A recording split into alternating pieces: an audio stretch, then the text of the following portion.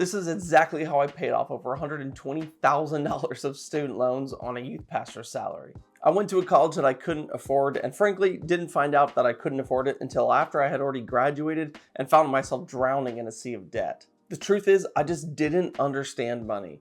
I heard somebody once say that student loans kind of feels like monopoly money until you graduate, and that's exactly how it felt. Since then, I've dedicated every waking moment to understanding money and debt from a biblical perspective.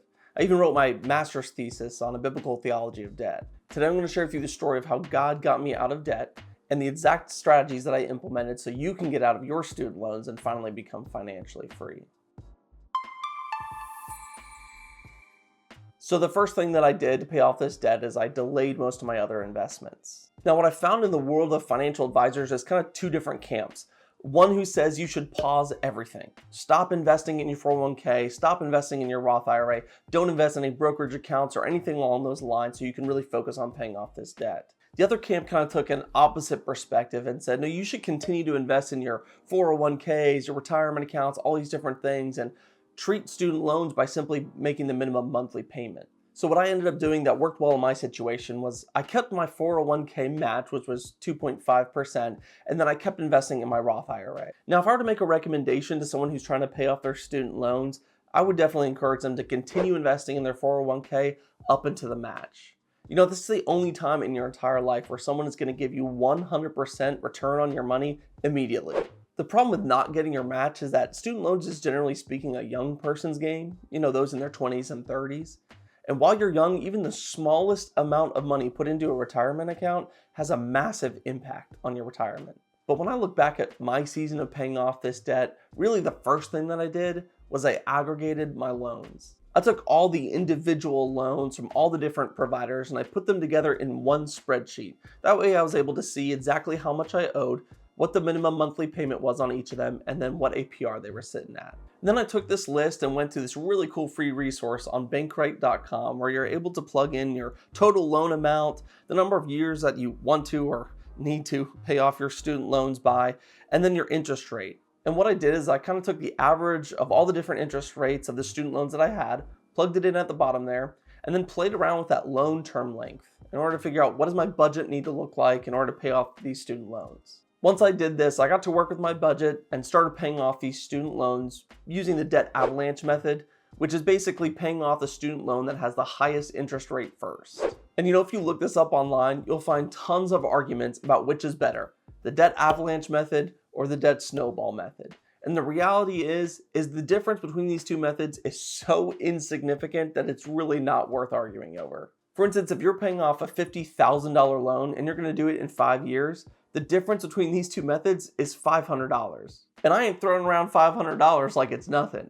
But on a $50,000 student loan, it's pretty insignificant. Now, if you're like me and you hear that $500 difference and you think, no, I want to pocket that $500, then use the debt avalanche method like I used. But if the debt snowball method works better for you, don't sweat it. We're not talking about a significant amount of money.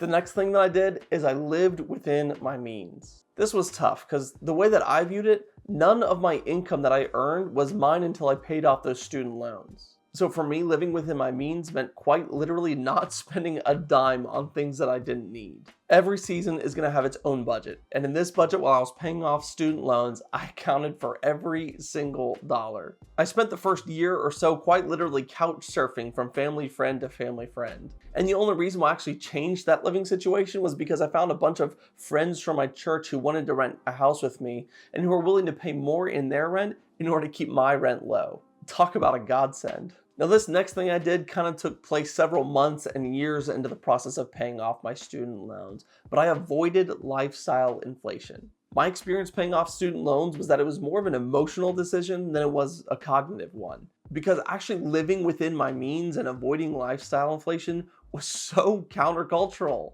Sometimes it feels like everyone you meet is just living in debt. Whether it's debt on a car that they don't need, being over leveraged on a house that they can't afford, or even debt on their furniture in their living room. So a truth that really encouraged me in this season emotionally was that possessions don't indicate wealth.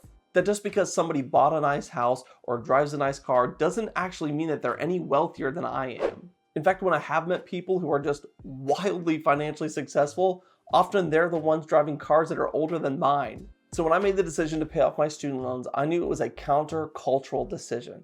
That I was deciding that unlike the rest of the world, I was going to manage my money biblically.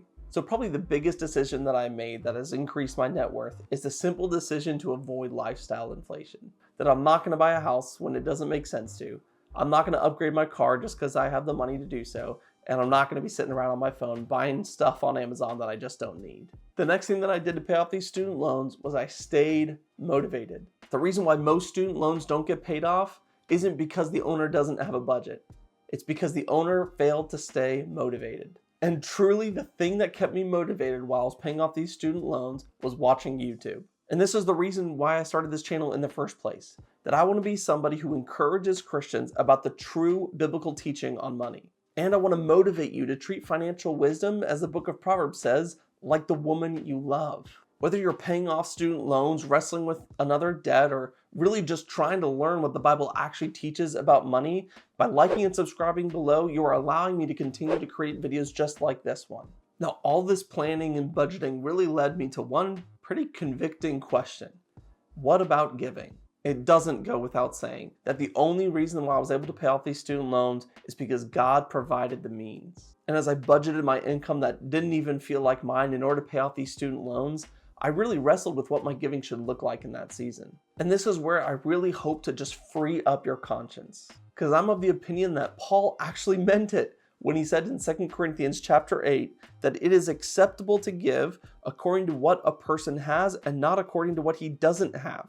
For I do not mean that others should be eased and you burdened. That our giving, according to Paul, should be correlated with the amount of money that we have. And it's for that reason that I can confidently say that my giving in that season of paying off student loans reflected my financial situation. But what I wasn't able to give from my bank of money, I gave from my bank of time. Time is as valuable of a resource as money is. And for those who are paying off big debts and really struggling in a financial situation to such an extent that your giving may be a little bit lower, it's okay to give from your bank of time rather than your bank of money. But the conversation about tithing is so much deeper than that. So if you want to learn more and understand what the Bible actually teaches about what we should be giving, click this video and I'll see you there.